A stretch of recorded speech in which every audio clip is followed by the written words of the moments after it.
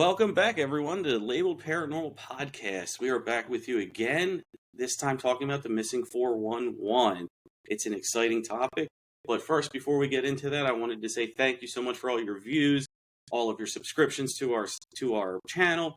We love it. We love making content for you. We want you to please comment, share us, pass us along.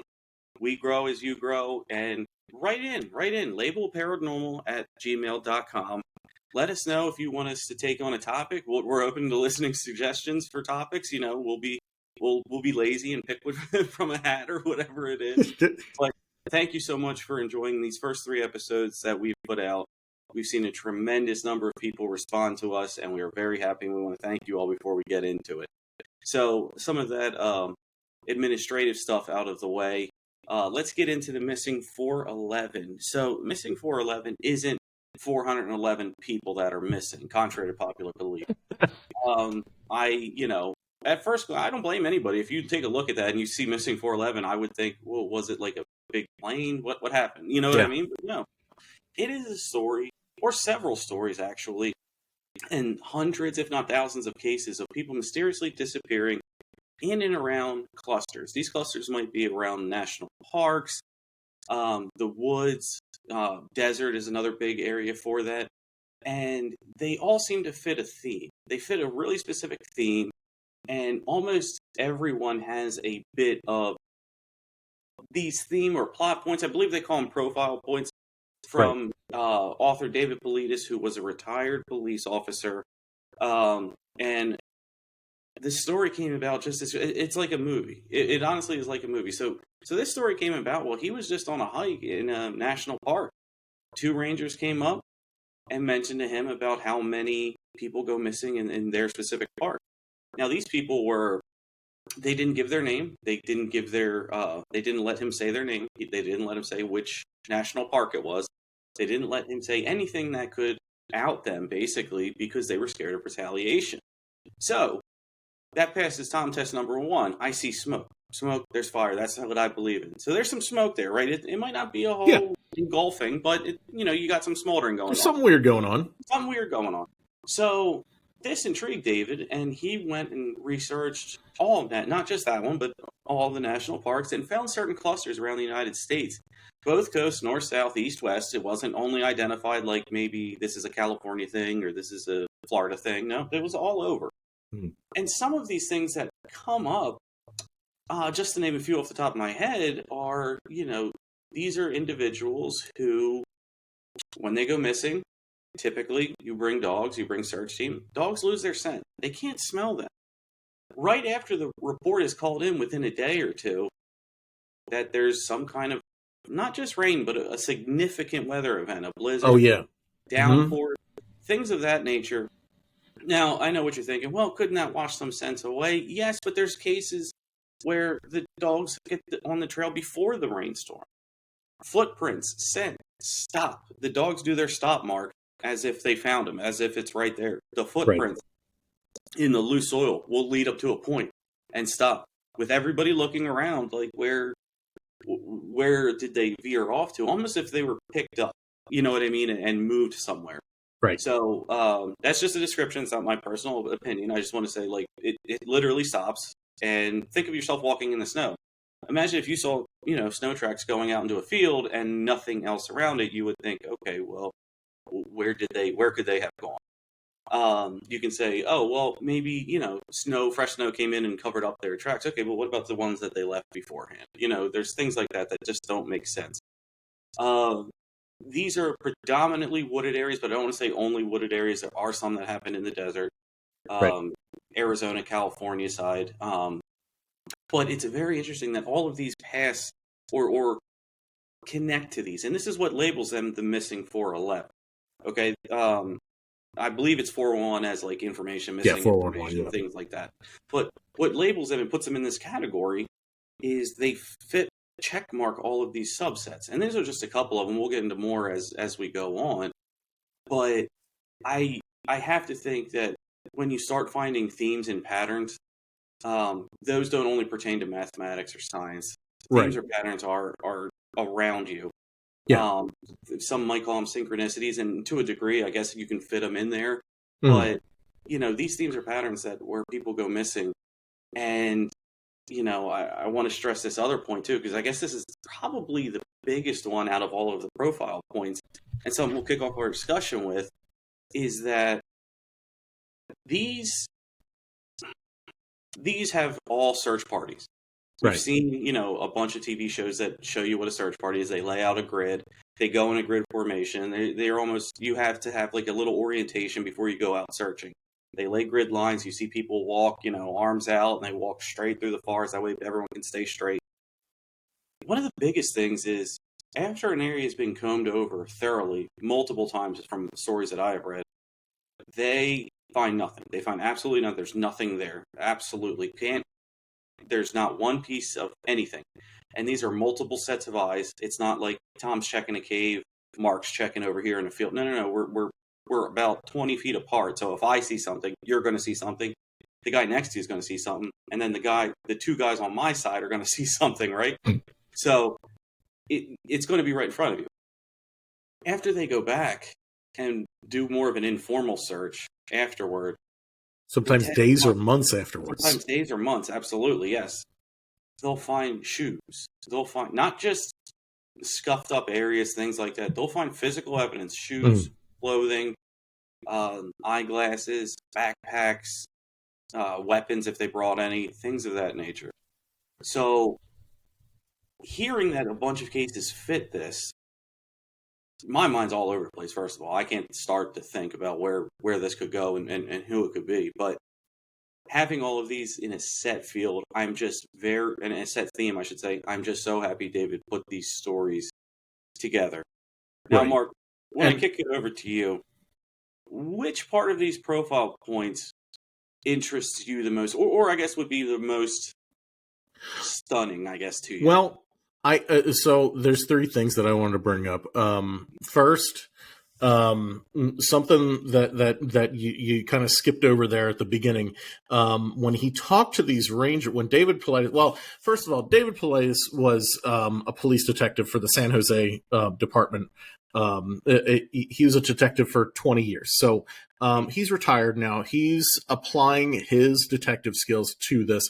And really, I mean, he is a somewhat controversial figure, but at the end of the day, what he's trying to do is he's trying to pull all of this data together, all this anomalous data together.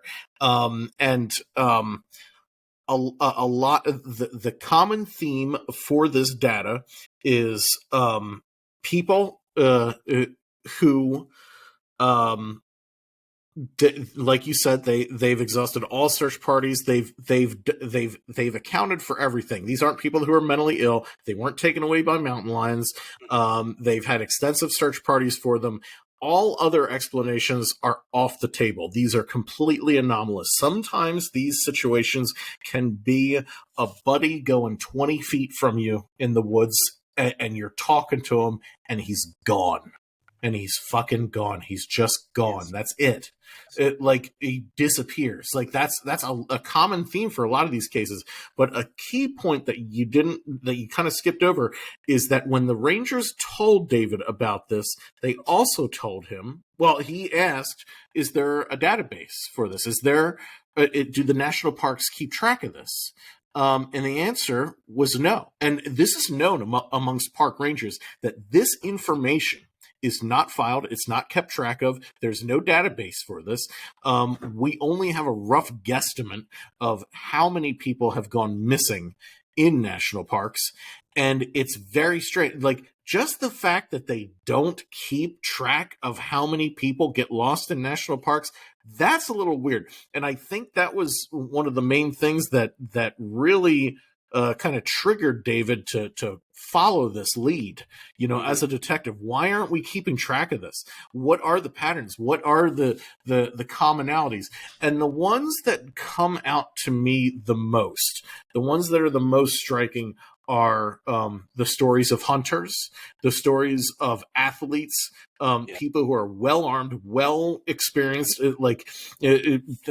guys that go out in the same national park they have been going out for 30 years, and then suddenly they're missing. And some of this can be attributed to freak accidents, whatever. You can try to apply that to this, but for the most part, David has been able to rule that out. So all of the, if you want to come into this subject immediately like, oh, it was probably mountain lions, oh, it was probably a freak accident, well, that's already been filtered out. That's already been, we're dealing with the purely anomalous here with missing 411. That's all this is. Absolutely, and thank you. And that's one of the great dynamics we have, Mark, is because there's so much to talk about with this. I am going to skip over, so please. Oh no, I didn't mean to but no, it's just that was But please, because there is so much to talk about with this. And one thing that I wanted to kick off is, yes, okay, let's try, let's put on our skeptics hat. Let's try to poke holes in this, right? Yeah. You were mentioning, well, it's not bears, it's not mountain lions, it's not any of that. Let's try to pretend that it was, right? Yeah.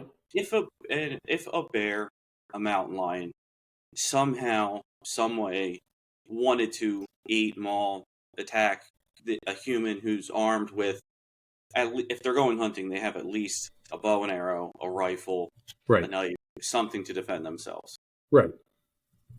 If it was to get past that, if it was to completely sneak up on a hunter who's trained, mind you, for years, who's trained to listen to the woods, listen to what's coming up, listen to what's out there, feel the energy of the woods, what is coming on. Mm-hmm.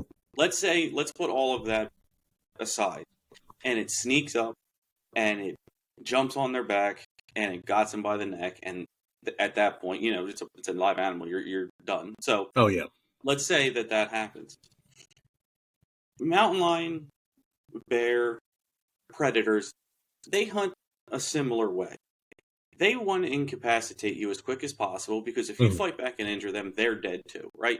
So they go right for the jugular. Where does that phrase come from? It comes from hunting. We've all seen documentaries. We've all seen how big cats hunt. You know what I mean? We've all seen bears and things like that. They'll go for your neck. They'll go for your vital organs. And it's not a pleasant way to go at all. Yeah. So we're an animal. So if it were to get one of these people, it would get them by the neck. It would get them by the stomach. I don't care how hungry an animal is. It's not going to lick your bones clean. And it's not going to lick up the blood off every tree because, well, sorry, I don't want to be graphic, but you're probably spewing a long distance. Oh, yeah. You have your adrenaline up. It got you in the neck. You're going everywhere. Yeah. So not to mention that if it were one of these, this search party that knows where you were. So keep in mind, it would kill you where you were. Yeah. It might drag you a little bit. It might drag you back, but this thing ain't carrying you for miles, right? Yeah. You are and most of these people are 200 pounds plus, and that's not to say anything about them because I'm about that. So, they're about 200 pounds plus. This thing is at less than your weight, a mountain lion, 150, 170 pounds, something like that. Yeah. It's eating. It's not happening. It's not dragging you for miles. Yeah. It's not carrying you up a tree. I know they're very strong, and I'm not sure, for all of you big cat purists out there, I am not knocking them, but they are not jumping up a tree with your 200-pound limp carcass, Well, that's the thing, is that these things are little balls of muscle, and they're very strong, but mountain lions maybe get to 150 pounds, something like that.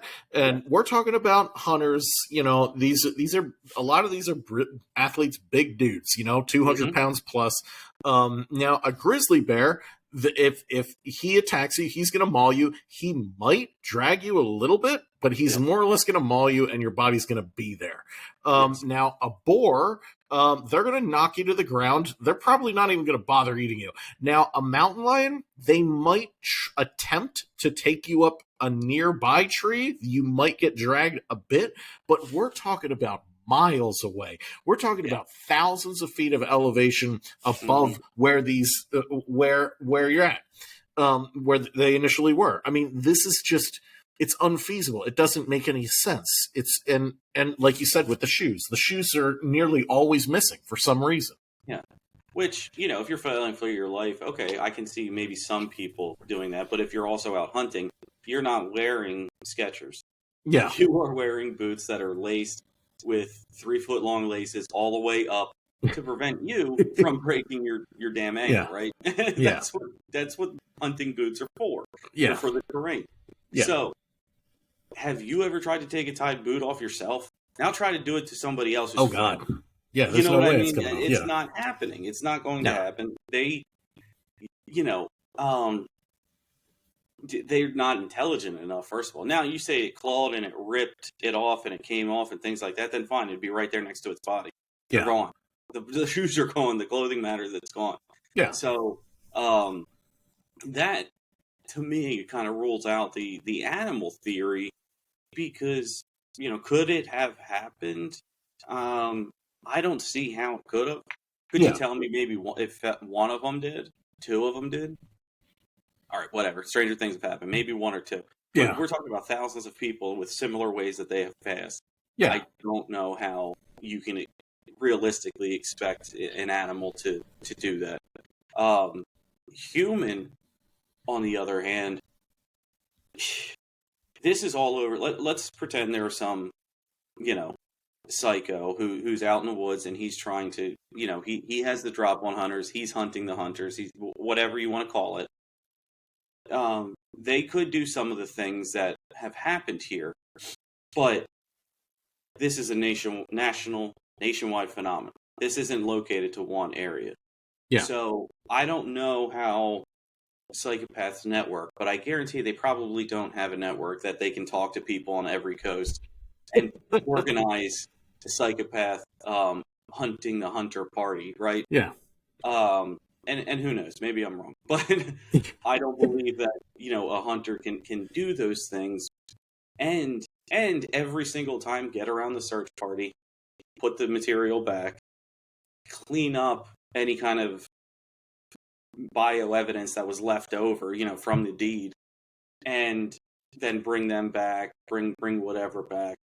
And even more so strange for these ones that do die are the ones that come back alive. Yeah. And those are the most ones interesting. that come back alive, you almost have more questions than the ones that died. And you can talk to them. Yeah. Because they can give you an answer. I believe there was a story of a little girl that went missing, and it was kind of a similar situation. The family was going out for a picnic, and she just disappeared. She didn't wander too far off in the woods. Now, I could be wrong about that part, but when she came back, she described that she came back after like 3 days. She described that she was taken by a talking bear that sheltered her and gave her food. And that's how she survived, is a talking bear. Now, that is pretty crazy to think about. What do you think there's some sort of cryptid element involved in this, Tom? I want to shoehorn cryptid into every single thing of my life, up to including where'd my toothbrush go. So it's all Bigfoot. It's all Bigfoots. It's all rakes. It's all you name. But using some methodology and ideology from Native American, there's a ton of lore with forest trickster spirits. Yes. Things. One, it's not very popular. It's not something that many people talk. We hear Bigfoots, and Skinwalker is a growing one in the community. More and more people are knowing about that. But they're called look-behinds. Okay. And look-behinds, and I'm not dumbing the name down. That's just what the translation was. I've heard about this, yeah. So, essentially, this originated out west when there was a big timber push, so around Bigfoot area, but also came more south into California. So you would have these huge, forests with timber, and many contractors, lumberjacks, whoever they got to go out there to cut these trees down, were talking about these creatures called look-behinds, or what it ended up being a look-behind. So they would be out, they would be in the forest, they would be about to cut down the tree down, and these are supposed to be manifestations of the forest trying to protect itself. Right. So if you're looking out in the woods and then you just see something like on the side of a tree, follow me again, but you lean and you see something out there leaning behind, and keep in mind that what scared the hell out of a lot of these people is, okay, you do it with a big redwood, okay, yeah, you could probably fit 3 people side by side behind one of them. Yeah. But imagine like a regular maple or so. You know what I Yeah. mean? A birch that the tree stump is that big, and you see a whole body lean out and then come back. It Yeah. really played on those minds, and a lot of lumberjacks did not want to go out to this area. Really? Um, Okay. yeah. So what that lore became was the forest manifesting its own energy. Keep Hmm. in mind, trees, plants, they're all living beings. Manifested this thing to protect itself. Right. And if you went and talked to the Native Americans of that area in that time, they knew about these things. They knew that these were trickster spirits. Yes. They wanted you to follow it because it would help you get lost. It would turn you around. It would disorient your sense of direction. Yeah. So it wouldn't kill you. It's not Mm. going to like maul you or anything. But what it would do is it would take time from you, which a lot Yeah. of these have missing times. It would take time, so you think you're following it, and it jumps behind that tree and that tree. So say you only thought you took 30, 40 steps. In reality, you missed a half hour, and now you're a mile and a half out. Yeah. This And reminds me of things like the will-o-wisp. mhm, And this is a very common theme throughout Native American folklore is forest spirits and angering forest spirits and land becoming cursed because the spirits of the wild are mad at us humans. Like the Ute tribe in the area of Skinwalker Ranch. Apparently, it's local legend that the Ute tribe either had a great war there and cursed the land, or they already deemed it cursed. I forget which one it is, but the Ute tribe deemed that area to be cursed land. And some people speculate that us coming over from Europe and doing what we did here, we kind of we kind of amplified um, the cursedness of the North American continent. Now, I don't know about all that and how cursed this land really is, but that has been some a kind of a theme. Now, you bring up time dilation, you bring up time loss and things like that, mhm, and Dave doesn't like to directly point to different paranormal theories, but he does imply it. So his favorite theory is probably it's some type of Bigfoot, but also he's done connections between this phenomenon and UFOs and these types of encounters, and this theme of time loss, especially what you said, encountering an entity and then going through time loss, kind of to me that kind of stands out as time dilation. mhm. As though one of their crafts were nearby, generating whatever they generate and causing time dilation to happen. Maybe these people are abducted. Maybe they're abducted by Bigfoot. Maybe Bigfoot are foot soldiers for UFOs. That's a pretty crazy theory, but I think it's a fun one. But yeah, this can go in a lot of different ways. And another concept that I always thought about that the Lore Lodge likes to talk about is, are our national parks actually government sanctioned sanctuaries because they know that these paranormal occurrences happen in these regions. So they just made them national parks to kind of make them sanctuaries. I mean, that very well could be. And I'm just going to grab a quick, I'm just going to grab a quick picture. I said look behind. I got to correct myself. It's a hide behind. But it was Yeah, something like this, where it was more beastly right. than supernatural. You know what I mean? It wasn't like a Yeah, shadow figure how you talk about, but this was a hide behind an early drawing where it would stay behind trees. It would not take up the whole um, image, basically. You know what I mean? Or the tree, but it and there would would be basically like, just be this leaning. How you saw it leaning. That's yeah, all you would see. But it would be determined. with like an intense feeling of fear along with it, right? Yeah, I mean, whether that was Yeah, a planned thing or if it was, because from what I've read, it always wanted you to come to it. So I right, can't imagine it would send that fear when it's trying to drive you to it. You know what I right. mean? So Yeah, that might just be your own defenses, yeah, your own consciousness reacting to a situation because, hey, yeah. if it doesn't look right, that's why they say fight or flight, right? You know what Yeah, I mean? You're either exactly. going to run or you're going to try to fight it. And this scared a ton of people where they weren't going anywhere near it. Yeah. But yeah, the concept of the missing time really, I mean, it's a staple in the UAP side of the supernatural. You don't really hear about it too much in terms of the like a paranormal. If you see a ghost, it doesn't take hours from you. Right. Typically, Yeah, that doesn't happen. no, Yeah. that doesn't happen. So it does stick to one side rather than the other. But one theory that I want to bring up and I want to talk about with you, because I would love to get your ideas in about this one. But we talk about, and there's a common belief that the cryptids, the Bigfoots, even UAPs are interdimensional. Yes. Which means they can come across a vortex, whether it's planned or it just happens based on the vibrational pattern, or a closeness that ours gets close to theirs in some overlapping way. If they can come into ours, and that's what this is, you have to think that portal works both ways. So maybe these people are walking, and that opens up right there, closes. You know what I mean? But they see everything, since it's based on a dimensional plane. They're seeing everything not too dissimilar from what they, you know what I mean, Right. are experiencing ours. It's not like they're walking and now they're swimming. It's the same forest. It's the same overlay. It's just what lives there is different than what lives here.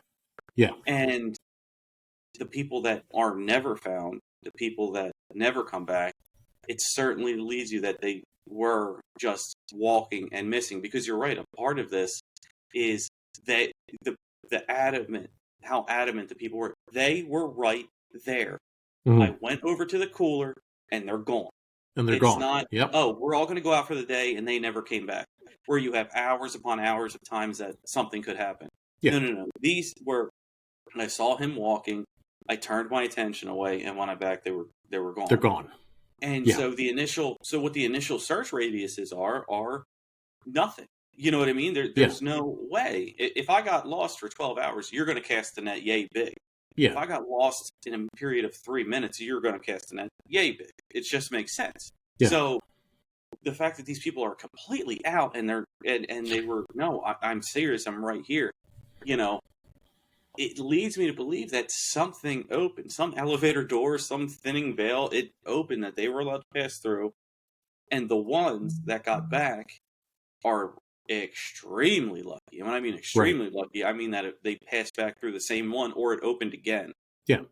That way. One little girl that I wanted to share about that, kind of helps my theory, I should say, because they're all just theories, is the story of Lillian Carney. Yeah. Who was from Maine, 15 miles from the Canadian border. And this was back in 1897, right? Mm-hmm. So she was looking for berries, and that's another theme that people were usually... that's another thing. Which is odd. But there was 200... She just vanished. Her parents said she just vanished in a short amount of time. They looked for an hour because they thought she could not have gotten far. And they had 200 searchers. Because remember, in 1897, you have much more of a community sense than you do now. So if I had a 6-year-old who went missing, everybody's going to be all hands on deck, which, I kind of liked that back then, but I digress. Yeah. Then they got 300 people the next day to go into the woods and search. And then the girl came back. They found her. The time was 46 hours later. She thought she would only been gone for 10 minutes or so, it says. Right. And she was 2 to 3 miles away from where her parents said that they last saw her. Now, if you're gone in a period of 15 minutes, just do the math. A 6-year-old girl with no cars, this is 1897. Right. No planes, this is 1897.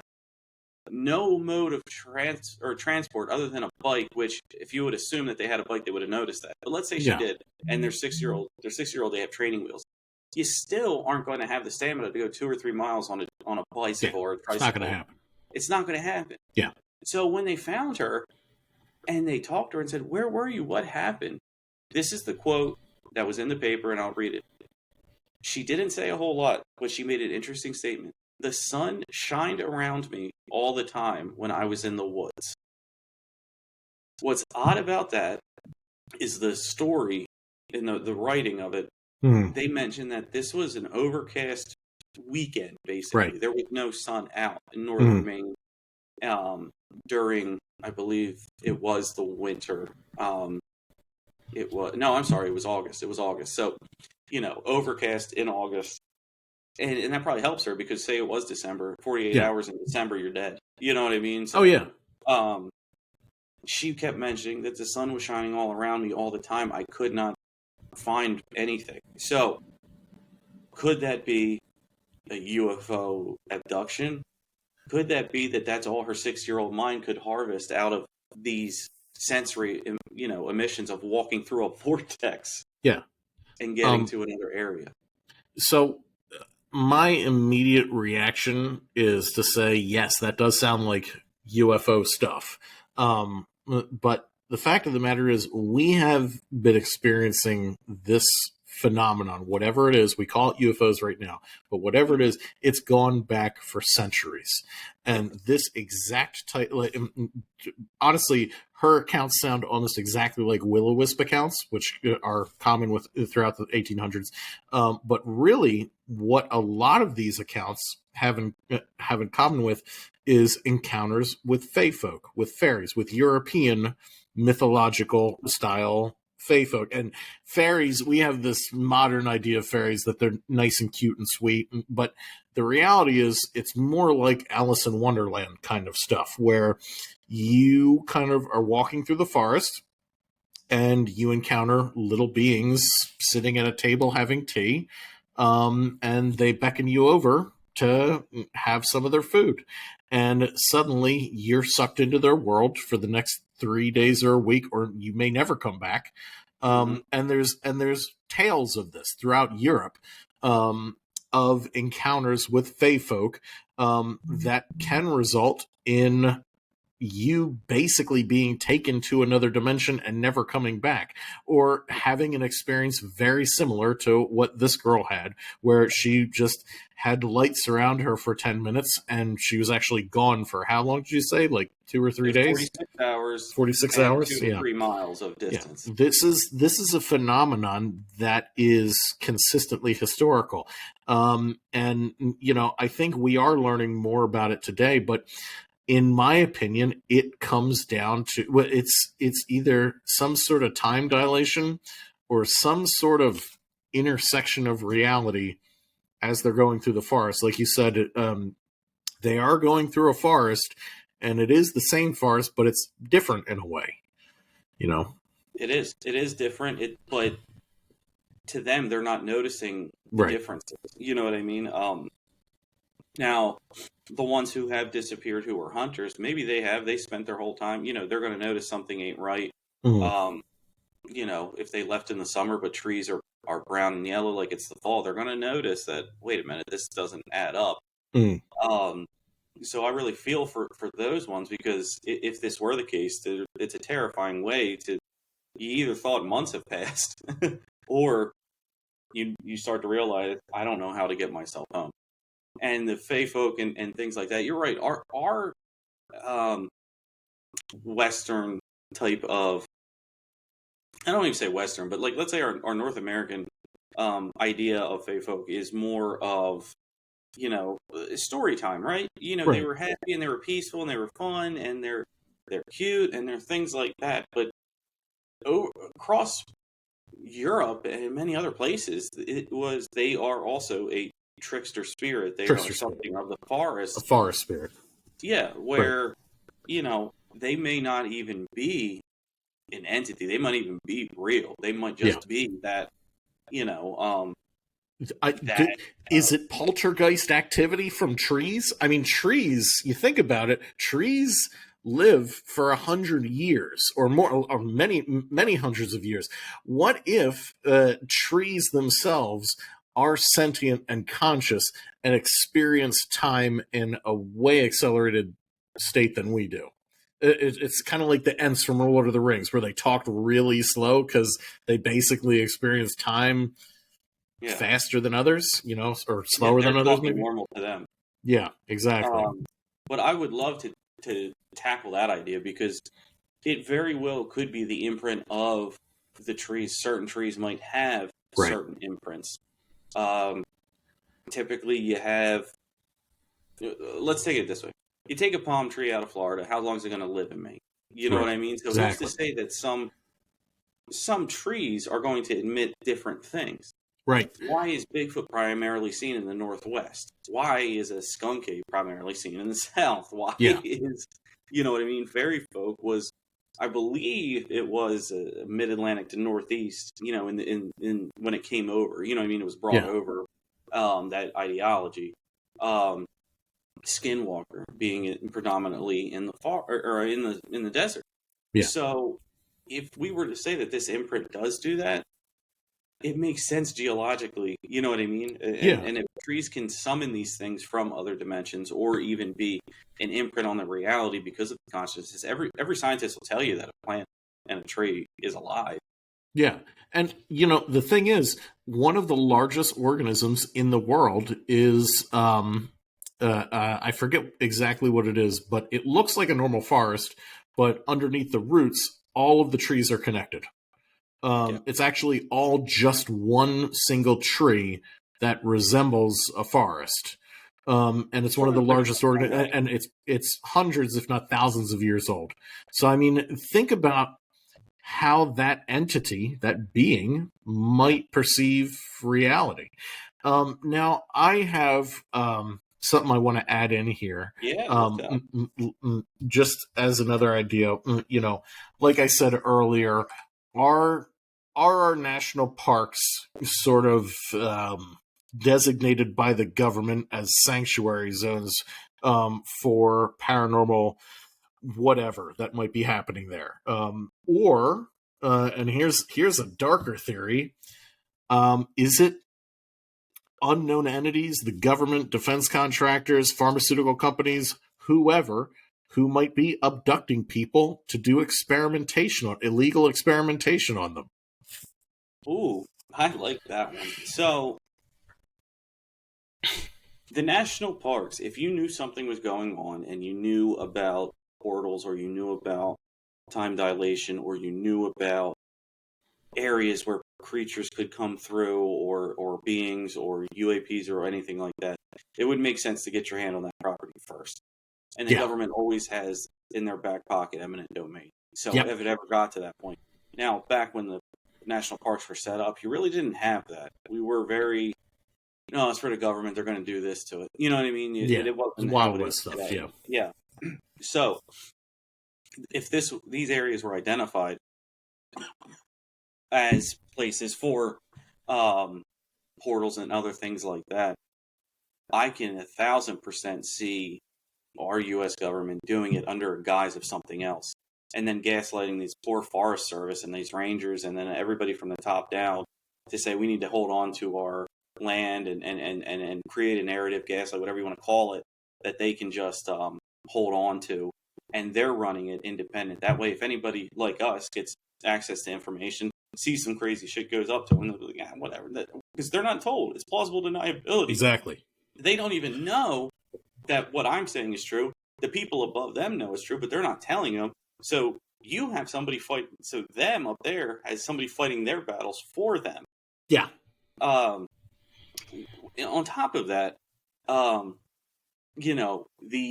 pharmaceutical companies, all of that kind of stuff, I can definitely see where that can come into, because we're talking about thousands upon thousands of miles of area. You're not getting abducted next to your gas station where you have you have a security cam there, and then the traffic light cam might be there, and you don't have any of that.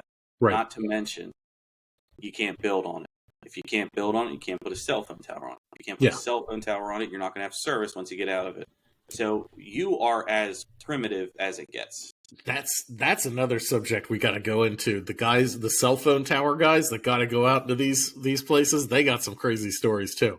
I know it because a little bit about me beforehand. I worked for a Google and Verizon subcontractor that built these towers, and I was IT. And, oh wow! So I've known a lot of them and talked to a lot of them. Wow! And a lot of them would never want to stay the night out there. And they always demanded a hotel. Yeah. Or a local motel or someplace in a town. Yeah. So we can definitely go on that, But another podcast, because I usually trust men of trade, women of trade, not but yeah, I genuinely trust them because they are just there to do a job. They're not out there looking for anything. And you're going to get as close to the facts with technical guys who are out building something as you're going to get. I'm not going to get what I feel, what it could be. I'm going to get, this is what happened. Yeah, they don't want to deal with Bigfoot. Yeah. But they won't here's tell you. No, they won't. I don't know if they said Bigfoot, but I just know it was about 8. It was at least 8 foot tall walking over there. Yeah, and it stunk. And I'm like, see, I believe that more than somebody telling me. Yeah, that's the stories I want to hear. Okay, so before we close out the episode, there's one last thing that I wanted to bring up, and I'm not sure. So on Reddit, on I think it was the No Sleep subreddit. This is like 3 or 4 years ago. Allegedly, a park ranger, and I think at the end they said that this is all made up. Wrote this elaborate story about finding stairs in the middle of the woods, and if you go up the stairs, something terrifying happens. Have you ever heard about this? No, I haven't. Okay. No. So this is probably my favorite creepypasta, but I square it away as creepypasta because I think they said at the end that they made it all up, but they put out multiple segments over a couple weeks. So I don't know if that was coerced out of them to say it was all made up, or obviously it's all made up. But the idea is you go out to these remote locations and you might see an old set of wooden stairs or concrete stairs just sitting out in the middle of the forest where it's not supposed to be. And allegedly as part of the stories that they wrote about, they heard another park ranger tell a story of one of their buddies go up the stairs and like get sliced in half, like it was a portal, like the top of the stairs was a portal, and it was like malfunctioning or something. I mean, it's pretty crazy shit, but yeah. Yeah. So this dude just walked upstairs thinking, "No, let me just go up," and got sawed in half. Yeah, just that's diced. My luck. That's my luck. I'll tell you that right now. That'd be my luck too. Yeah, I'm going. This is pretty cool. Here, take my picture when I go. Yep. I'm done. But no, I love this topic. I hopefully in future episodes maybe we can take a few cases and do a deep dive on this. Absolutely, we're not done with this. We're not done with this at all. But for at least now, thank you everybody for listening to Label Paranormal with Mark and Tom. We appreciate everybody listening. Please like, subscribe.